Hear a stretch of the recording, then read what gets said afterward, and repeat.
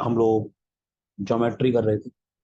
Geometry four हमने किया था लास्ट टाइम। तो लास्ट टाइम ज्योमेट्री फोर में हमने बात की थी क्वाड्रिलेटरल्स, रेक्टेंगल्स, पैरेललोग्राम, इन सब की बातें हुई।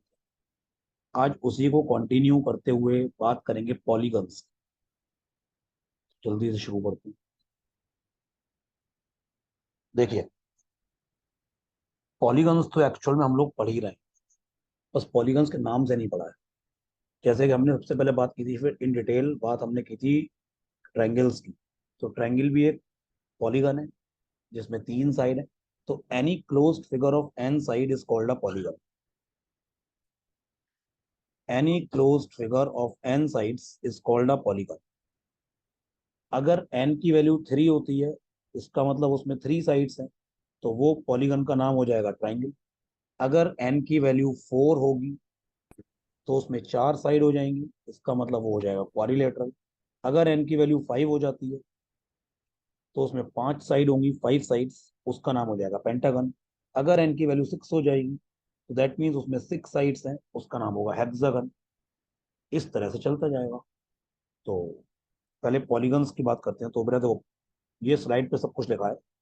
ये तो रेगुलर पॉलीगन है, अभी मैं केवल पॉलीगन्स की बात कर रहा हूँ, रेगुलर की बात अभी करेंगे। देखो, अभी कॉन्वेक्स कॉनकेव की भी बात करेंगे, सबसे पहले बात करते हैं वो पॉलीगन्स। तो ध्यान दो सुनो।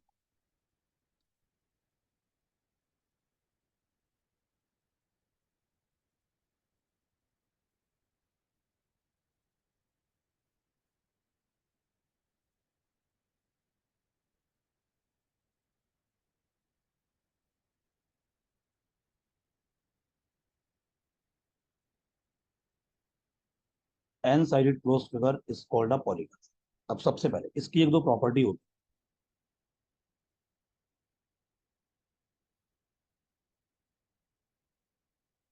सम of all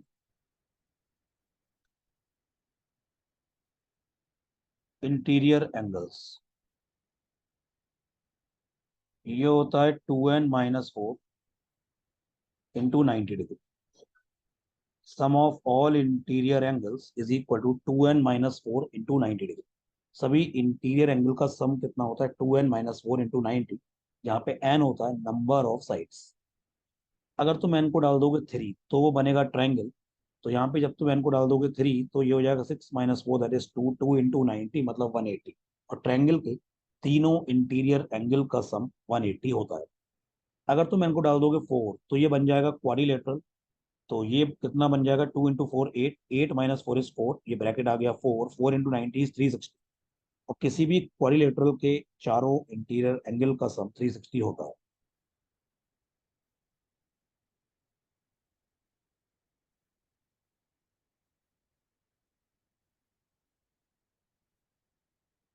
some of all exterior angles, ये हमेशा होता है 360 degree. Sum of all exterior angles, it is 360 degree. Sum of all exterior angle it is 360। सारे एक्सटीरियर एंगल का सम हमेशा 360 होता है। और बेटा एक्सटीरियर, मैंने तुम्हें बताया था एक बार, एक्सटीरियर एंगल ये होता है जैसे, अगर लेट सपोज ये कोई ट्रायंगल है, इसको आगे बढ़ा दूं मैं साइड, इसको आगे बढ़ा दूं, और मैं इस साइड को आगे बढ़ा दूं, तो ये जो एंगल है ये एक्सटीरियर एंगल है, ये जो एंगल है ये एक्सटीरियर एंगल है, और ये जो एंगल है ये एक्सटीरियर एंगल। इन तीनों एंगल का सम होता है 360। इन तीनों एंगल का सम होगा 360। ऐसी और कोई फिगर बनाते हैं, let suppose,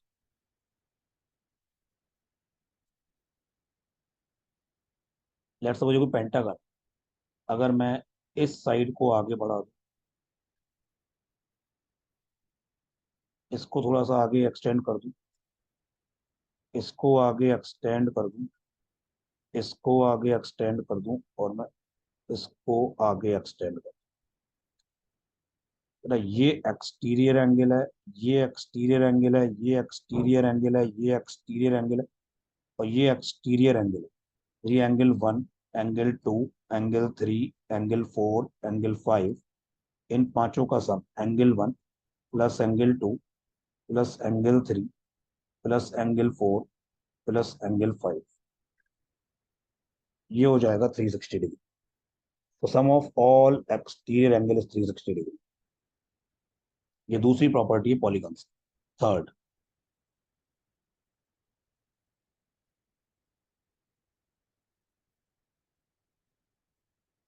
number of diagonals ये होते हैं n into n-3 divided by 2। Number of diagonals होते हैं n इंटू n-3 अपॉन 2, जहाँ पे n क्या होता है, number of sides. n is number of sides. तो किसी भी पॉलीगन में नंबर ऑफ डायगोनल्स जो होते हैं वो होते हैं n into n-3 upon 2, where n क्या होती है, नंबर ऑफ साइड्स। ये बेसिक पॉलीगन्स की बात हो रही है, बेसिक पॉलीगन्स।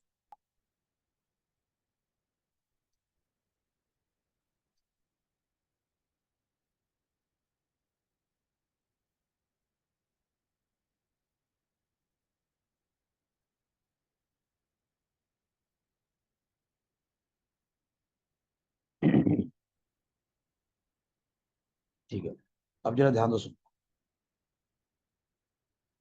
अब जो तुम लोग ऊपर देख रहे हो ना, कॉन्वेक्स एंड कॉनकेव, बता देता हूँ, वैसे अपने सिलेबस में कॉनकेव है नहीं, अपने सिलेबस में सारे कॉन्वेक्स ही है, लेकिन मैं तो बता देता हूँ। तो आगे से हम कहीं पे कॉन्वेक्स पॉलीगन लिखा हो आगे से तो वो कॉन्वेक्स ही है। सिंपल पॉलीगन तो वो कॉन्वेक्स ही होगा, लेकिन मैं तो डिफरेंस बता रहा हूँ। ऐसा पॉलीगन जिसमें सारे डायगोनल इनसाइड द फिगर बनते हैं उसे कहते हैं कॉन्वेक्स। ऐसा पॉलीगन जिसमें सारे डायगोनल इनसाइड द फिगर बनते हैं उसे कहते हैं कॉन्वेक्स। और अगर एक भी डायगोनल या एक से ज्यादा डायगोनल भी अगर फिगर से बाहर बन जाता है उसे कहते हैं कॉनकेव। जैसे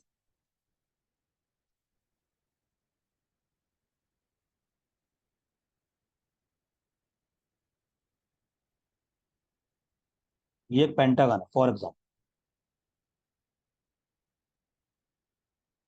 ये एक डायगोनल है इनसाइड द फिगर, ये एक डायगोनल है इनसाइड द फिगर, ये एक डायगोनल है इनसाइड द फिगर, ये एक डायगोनल है इनसाइड द फिगर, ये भी एक डायगोनल है इनसाइड द फिगर। सारे डायगोनल, पांचों के पांचों डायगोनल इनसाइड द फिगर बनता है, ये कॉन्वेक्स पॉलीगन, ये कॉन्वेक्स पॉलीगन। दूसरा फिगर देखो,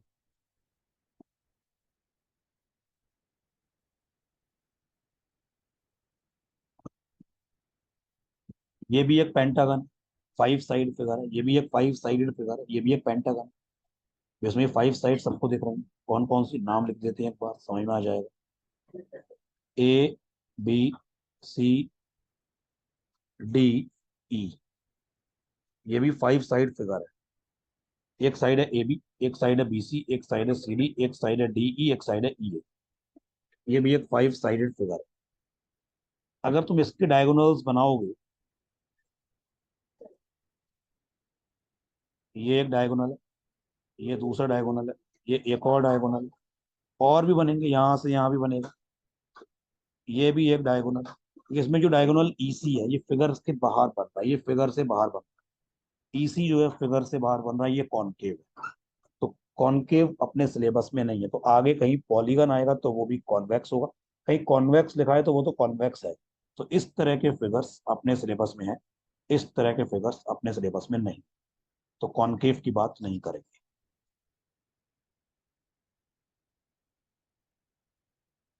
तो ये तो हो गए convex and concave polygon, basic polygon सबको क्लियर है। अब बात करते हैं रेगुलर पॉलीगन। रेगुलर पॉलीगन क्या होता है, सामने लिखा हुआ। A regular polygon is a polygon with all its sides equal and all its interior angles are equal. All exterior angle भी equal है, मतलब नॉट ओनली इंटीरियर। बहुत ही रेगुलर फिगर, जैसे इक्विलेटरल ट्रायंगल एक रेगुलर पॉलीगन है, square एक regular polygon है। तो ऐसा पॉलीगन जिसमें सारी साइड्स इक्वल है, सारे इंटीरियर एंगल इक्वल है, सारे एक्सटीरियर एंगल इक्वल है, उसे कहते हैं रेगुलर पॉलीगन। तो in a regular polygon of N sides each exterior angle is 360 upon N, क्योंकि उसमें एन साइड्स हैं तो एन वर्टेक्स होंगी, तो N number of interior angles होंगे N, number of exterior angle होंगे एन। सारे एक्सटीरियर एंगल इक्वल होते हैं तो एक एंगल होगा 360 अपॉन एन। सबको सारी बात क्लियर? बाकी ये तो तुम्हें पता ही है, sum of measure of all the interior angle is 180 into N minus two, या फिर 2n-4 इंटू 90, एक ही बात है। सभी एक्सटीरियर एंगल का सम 360 होता है। तो ऐसा नहीं है कि ये दोनों केवल रेगुलर की प्रॉपर्टी, नहीं, ये दोनों प्रॉपर्टी इन जनरल किसी भी कॉन्वेक्स पॉलीगन की प्रॉपर्टी है।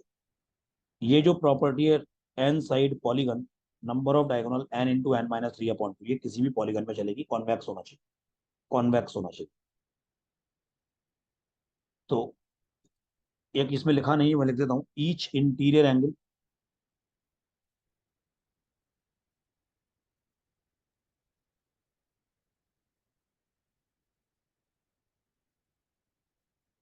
2n-4 इंटू 90 अपॉन में आएगा N, 2n-4 into 90 upon N, ये हो गया each interior angle. Each interior angle of a regular polygon 2n-4 into 90 upon N.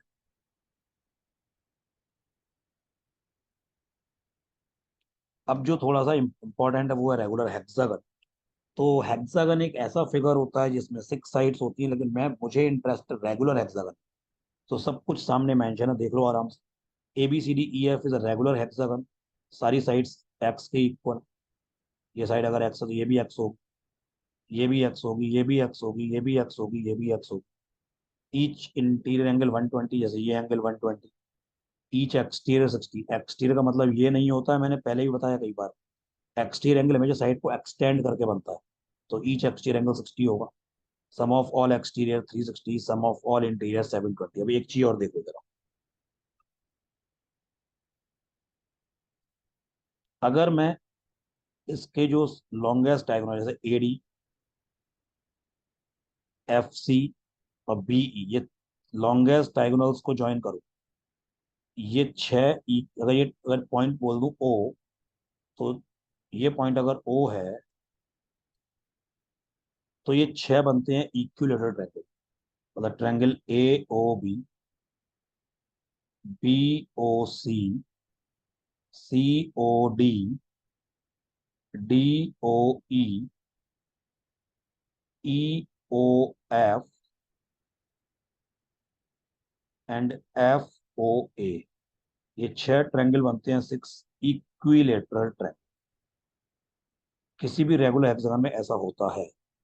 अगर मैं रेगुलर हेक्सागन के जो लॉन्गेस्ट डायगोनल है, जैसे AD, FC और BE, इन्हें ज्वाइन कर दूं, तो ये छह बनते हैं इक्विलेटरल ट्रायंगल्स। तो अगर ये साइड A है, या एक्स से कुछ भी मान लो, तो ये भी साइड A होगी, ये भी A होगी, ये भी A, ये भी A, ये भी A, सारी साइड्स A हो जाएंगी। जो इक्विलेटरल ट्रायंगल है उनकी भी साइड A हो जाएगी। और एरिया एक ट्रायंगल का कितना होता है, √3/4 A²। ये एक ट्रायंगल का एरिया, तो इंटू 6 कर देंगे, ये आ गया area of regular hexagon. Area of regular hexagon, ये आता है area of regular hexagon. Regular hexagon एक अच्छा मतलब फिगर है, इसमें क्वेश्चंस बनते हैं, अच्छे क्वेश्चन बनते हैं, अभी बहुत सारे क्वेश्चंस करेंगे। तो रेगुलर हेक्सागन तुम लोग अच्छे से समझ लो। तो ये सारी इसकी प्रॉपर्टी है, ये सब। अब एक आता है साइक्लिक क्वाड्रिलेटरल। तो ऐसा क्वाड्रिलेटरल जिसके चारों वर्टेक्स सर्कल पे लाई करते हैं, ऐसा क्वाड्रिलेटरल जिसके चारों वर्टेक्स सर्कल पे लाई करते हैं, उसे कहते हैं साइक्लिक क्वाड्रिलेटरल। ऐसा क्वाड्रिलेटरल जिसके चारों वर्टेक्स सर्कल पे लाई करते हैं, उसे कहते हैं साइक्लिक क्वाड्रिलेटरल। इसकी एक दो प्रॉपर्टी होती है सिंपल। ऑपोजिट एंगल का सम 180 होता है। Angle A plus angle C, it is 180। Angle B plus angle D, ये भी 180। Sum of opposite angles is equal to 180 degree. Sum of opposite angles is equal to 180 degree. ये property कोई काम की property नहीं है, इसको छोड़ दो, दिमाग मत लगाओ।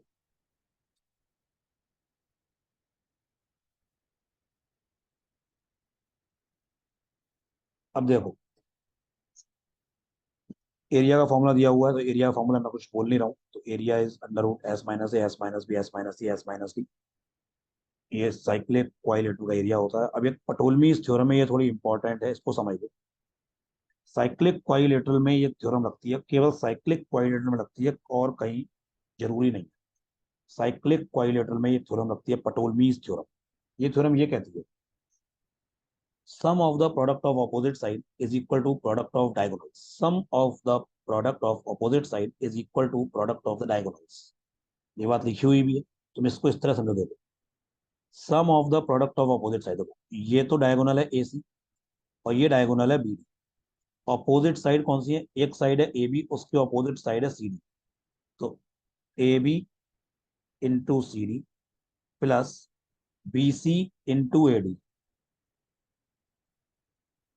ये सम हो गया, किसका सम हो गया? प्रोडक्ट ऑफ ऑपोजिट साइड्स का। Sum of the product of opposite sides is equal to product of diagonals A C into B D. A C into B. Sum of the product of opposite sides is equal to product of diagonals. Sum of the product of opposite sides is equal to product of diagonals. ये होती है पटोलमीज theorem. ये लगती है cyclic क्वाइलेटरल में और question में use हो जाता है। कभी कभी लोग भूल जाते हैं इसको, तो भूलना नहीं है। अब करेंगे कुछ क्वेश्चन, ये सब पॉलीगन्स की प्रॉपर्टीज वगैरह के बारे में था। अब पॉलीगन्स कैसे क्वेश्चन आते हैं भी देखते हैं। ये क्वेश्चन करो, क्वेश्चन नंबर 28 सबको करना। टेक योर टाइम, करो सॉल्व। चलो ये क्वेश्चन करते हैं, सब लोग देखिए ध्यान से सुनो।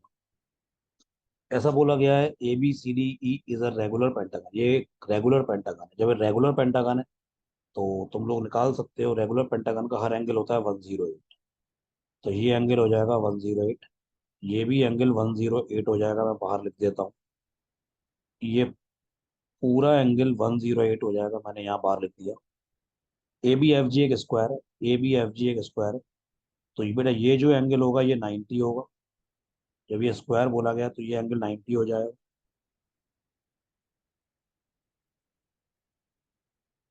ये एंगल 90, पूरा एंगल 108 था, ये एंगल 90, तो इतना ये एंगल जो होगा ये हो जाएगा 18। ये एंगल हो जाएगा 18। अब जरा ध्यान से सुनो, मेरे को चाहिए angle X, angle D E G चाहिए, मतलब एक्स।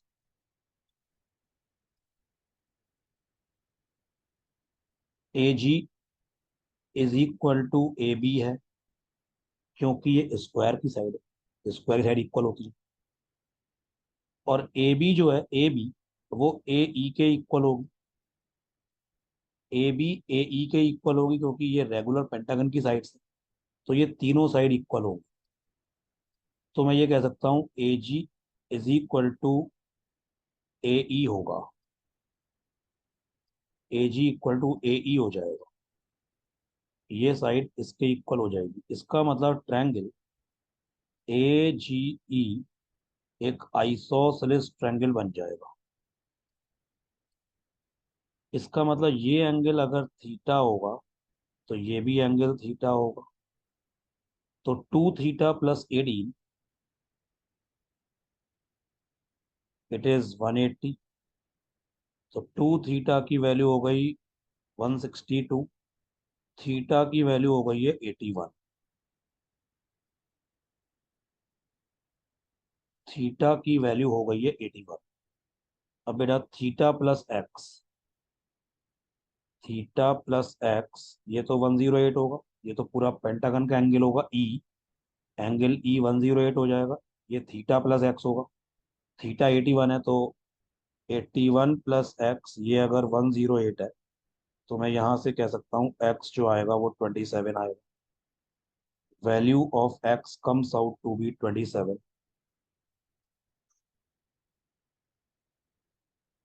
ये क्वेश्चन करो।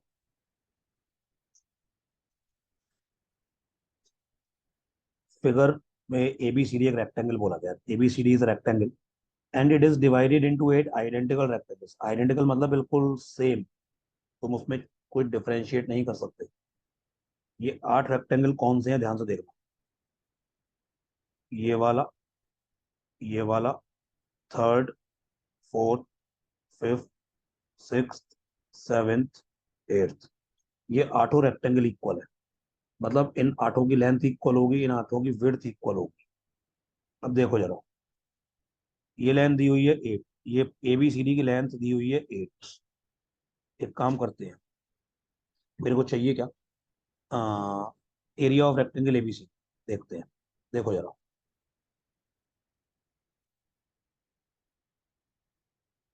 इसकी ये विड्थ जो है, इसे मान लेते हैं, थोड़ी देख लिए एक्स, इसे मान लेते हैं एक्स। ध्यान से सुनना, अगर एक रेक्टेंगल की विड्थ एक्स है तो सभी की एक्स होगी, फिर ये भी एक्स होगी, ये भी एक्स होगी, ये भी एक्स होगी। तो यहां से यहां तक की जो लेंथ है ये वाली, ये रेक्टेंगल की एक लेंथ हो गई, छोटे वाले रेक्टेंगल की, जो 8 रेक्टेंगल उनमें से एक रेक्टेंगल की लेंथ हो गई 3x। तो हर एक रेक्टेंगल की लेंथ 3x होगी। तो इसका मतलब ये जो रेक्टेंगल है इसकी लेंथ ये भी 3x होगी। ये जो विड्थ है, ये यहाँ से यहाँ तक, ये भी x होगी, ये भी x होगी क्योंकि ये विड्थ है, और ये भी x होगी, ये विड्थ है।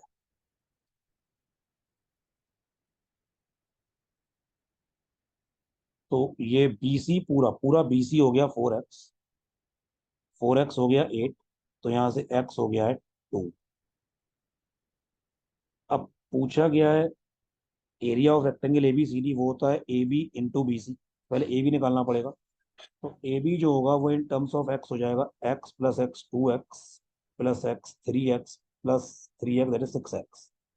AB हो गया 6x, x हो गया है 2, तो 6 इंटू 2 दैट इज 12। AB आ गया है 12। तो एरिया ऑफ रेक्टेंगल हो जाएगा AB into BC।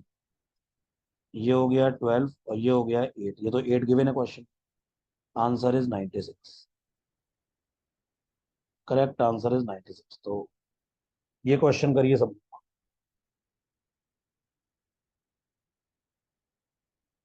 ABCDE regular pentagon है। जब रेगुलर पेंटागन है तो पांचों साइड इक्वल होंगी, पांचों इंटीरियर एंगल इक्वल होंगे, हर एंगल 108 होगा। तो ये एंगल 108, ये पूरा एंगल C 108 मैंने बाहर लिख दिया यहाँ पे, पूरा angle B 108। ABF triangle equilateral बोला गया है।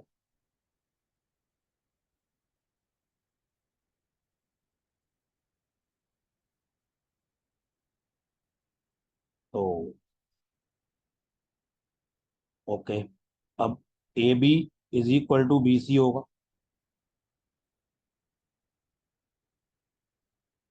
AB इक्वल टू BC क्यों होगा? Because sides of regular pentagon,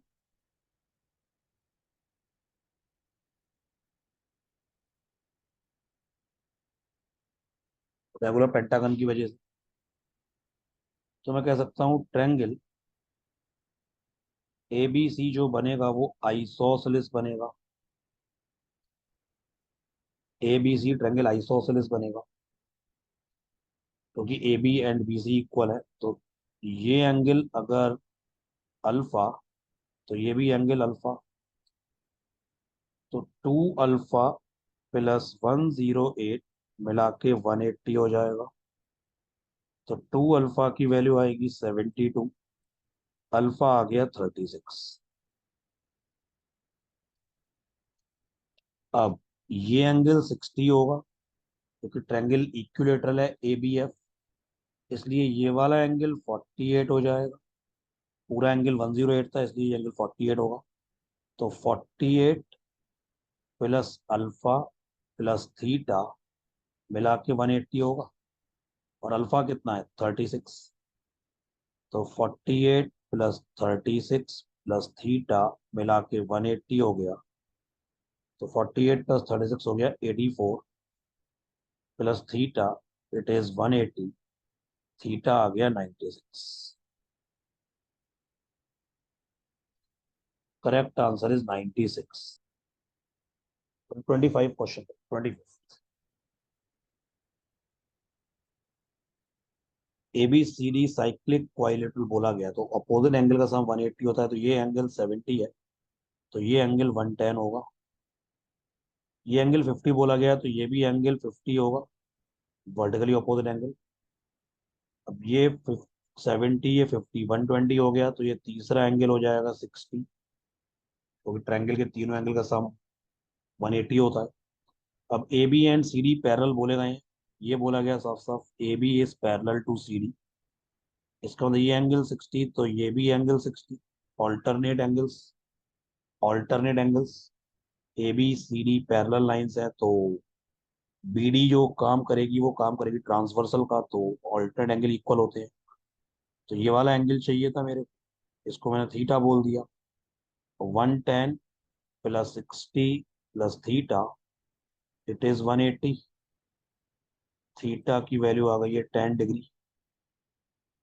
value of theta comes out to be 10। ये क्वेश्चन करो, ये वाला क्वेश्चन सब लोग करें। सब लोग ये क्वेश्चन देखो। एक रेगुलर हेक्सागन बोला गया है, रेगुलर है, तो बनाते हैं।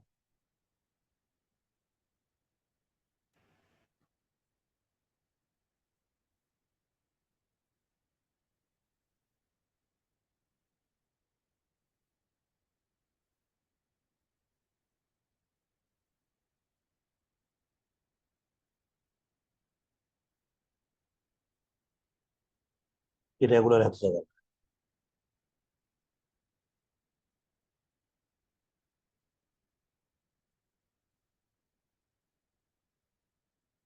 O is the meeting point of the larger diagonals। ये लार्जर डायगोनल्स।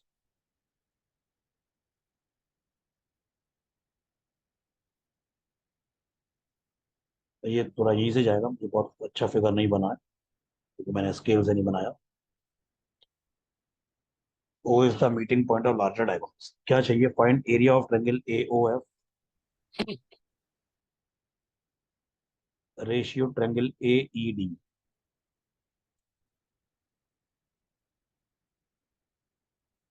AED ये वाला ट्रायंगल है।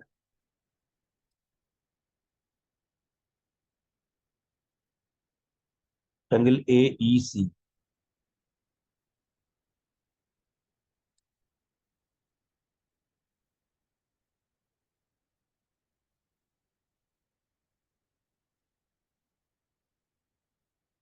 FEC,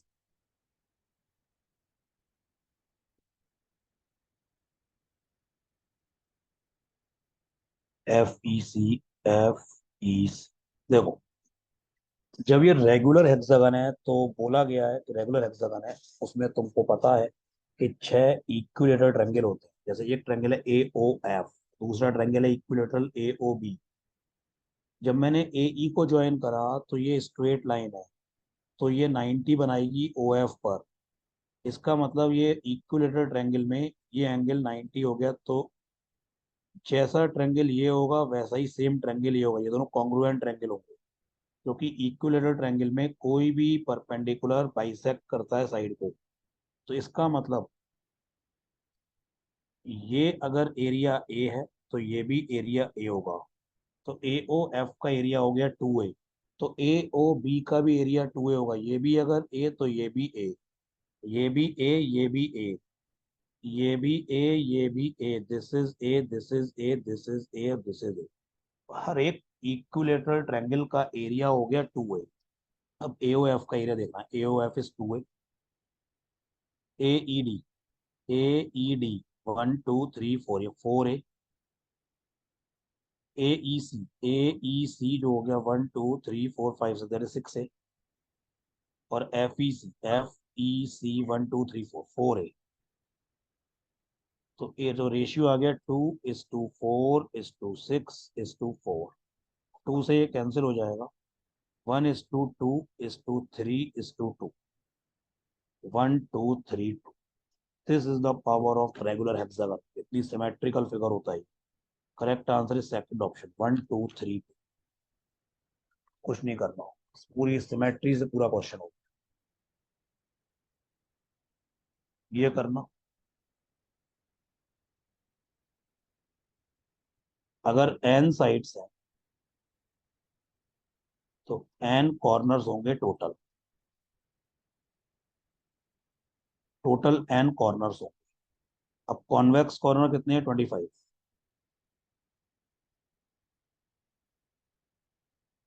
तो कॉनकेव कॉर्नर जो होंगे वो होंगे n-25। मैं 25 नहीं पढ़ पाया था। तो कॉन्वेक्स कॉर्नर अगर 25 है तो कॉनकेव कॉर्नर होंगे n-25, टोटल कॉर्नर्स तो n है।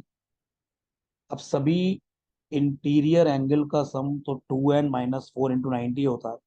तो अगर कॉन्वेक्स कॉर्नर है 25, तो इंटीरियर जो कॉन्वेक्स एंगल टाइप के बनेंगे, एक एंगल कितना है कॉन्वेक्स इंटरनल 90।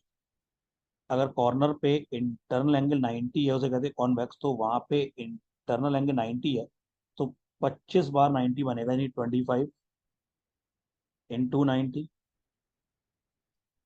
और कॉनकेव कॉर्नर पे एंगल है इंटरनल 270, तो n-25 × 270, ये टोटल इंटीरियर एंगल का या टोटल सारे इंटरनल एंगल का सम आ गया। ये है 2n-4 × 90 डिग्री। 90 सबसे कैंसिल कर दो तो 25 × 3 प्लस n, 25 × 3 का 25 आएगा। गलती आज क्यों हो रही है एकदम से। 90 कैंसिल कर रहा हूँ, 90 तो 25 plus n-25 × 3, it is 2n-4। 90 cancel हो गया, तो 25 plus 3n-75, it is 2n-4। Numbers एक तरफ ले लो और n एक तरफ, तो 3n-2n that is n, it is 75 -25 -4। तो n की वैल्यू यहां से आ गई 46। n की वैल्यू यहां से आ गई है 46।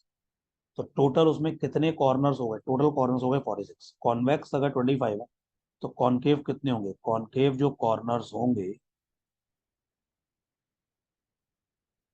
वो होंगे 46 -25 that is 21।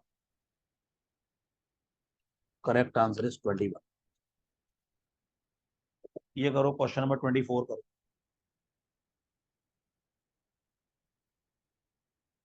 How many regular polygon with number of side n exist. बात हो रही है रेगुलर पॉलीगन की, ऐसे कितने रेगुलर पॉलीगन बनेंगे जिसमें n साइड्स हैं।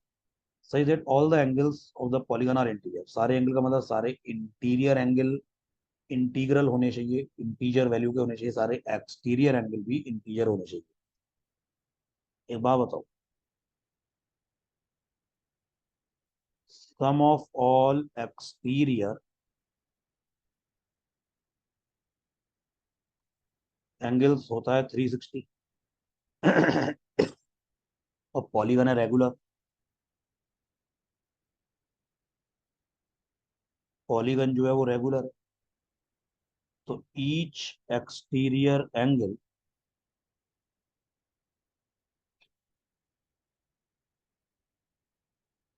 ईच एक्सटीरियर एंगल जो होगा वो होगा 360 अपॉन n। 360 अपॉन n ये एक इंटीजर है, क्वेश्चन में बोला गया ये एक इंटीजर है।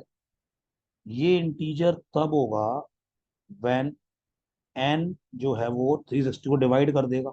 ये पूरा नंबर, ये पूरा फ्रैक्शन इंटीग्रल वैल्यू तब लेगा जब n 360 को डिवाइड कर देगा। That means n is a factor of, n जो होगा वो फैक्टर ऑफ 360 होगा। तो 360 के नंबर ऑफ फैक्टर्स निकालने हैं। तो जब भी तुम्हें नंबर ऑफ फैक्टर्स निकालने हैं तो 360 का जो प्राइम फैक्टराइजेशन होगा वो होगा 2 की पावर 3 इंटू 3² इंटू 5। तो इसके जो नंबर ऑफ फैक्टर्स होंगे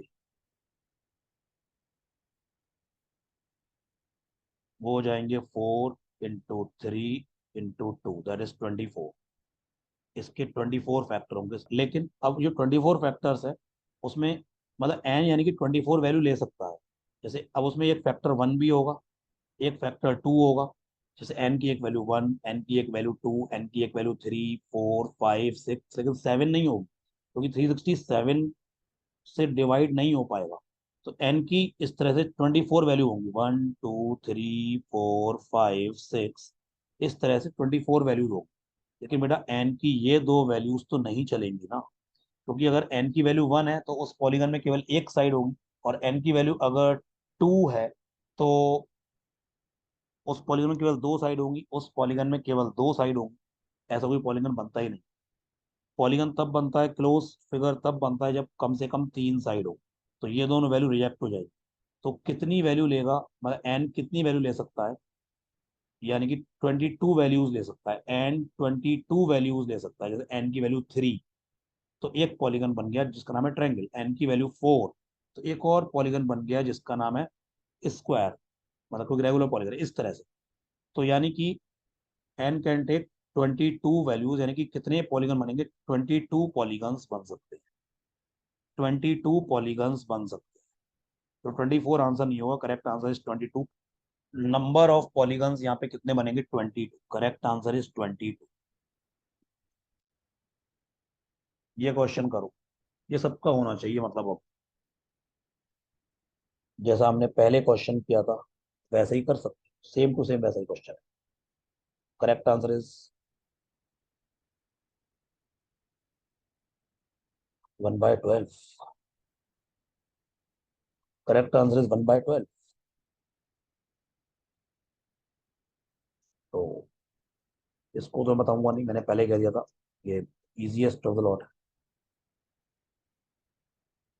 ये करो, देखते हैं।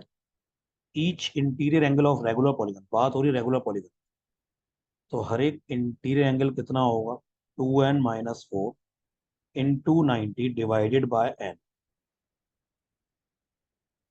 ईच इंटीरियर एंगल यही होगा, it is 20 degree more than 7 times of its exterior angle. और हर एक एक्सटीरियर एंगल कितना होगा, 360 अपॉन एन। तो हर इंटीरियर एंगल एक्सटीरियर एंगल के 7 टाइम्स से 20 ज्यादा है। सिंपल सी equation, each interior angle is 20 degree more, but 20 ज्यादा है किससे, 7 times of its exterior angle, मतलब एक्सटीरियर एंगल के 7 टाइम्स जो आएगा उससे 20 ज्यादा है। जब तुम यहाँ से सॉल्व करोगे, अब तुम्हें ये इक्वेशन सॉल्व करनी पड़ेगी। तो आई थिंक शायद जो एन की वैल्यू है वो यहाँ से शायद 18 आएगी, पता नहीं मेरे को, मतलब निकालनी पड़ेगी। एन की वैल्यू यहाँ से 18 आ जाएगी। अब ये मैं सॉल्व नहीं कर रहा हूँ, तुम्हें सॉल्व करना था, लेकिन नंबर ऑफ डायगोनल्स पूछे थे। तो नंबर ऑफ डायगोनल्स जो होते हैं,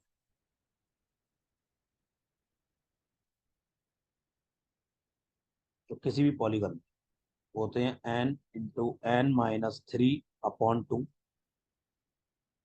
बस n को डाल दो 18, तो 18 × 15/2, दैट इज 135। और यही सब पॉलीगन्स है। मैं तुम्हें कुछ क्वेश्चन और दिखा रहा हूँ, तुम उसके स्क्रीनशॉट लेना, घर पे करना। अच्छा क्वेश्चन, इसका स्क्रीनशॉट लो।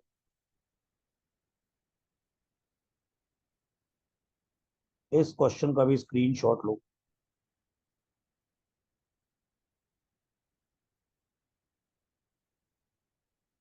और एक ये क्वेश्चन का स्क्रीनशॉट लो।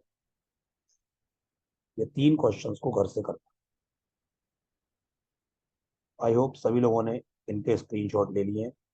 तो this is all about geometry 4 का जो कंटिन्यू पार्ट था, जिसमें पॉलीगन्स की बात हुई थी। पॉलीगन्स भी हो गया है आज तुम्हारा।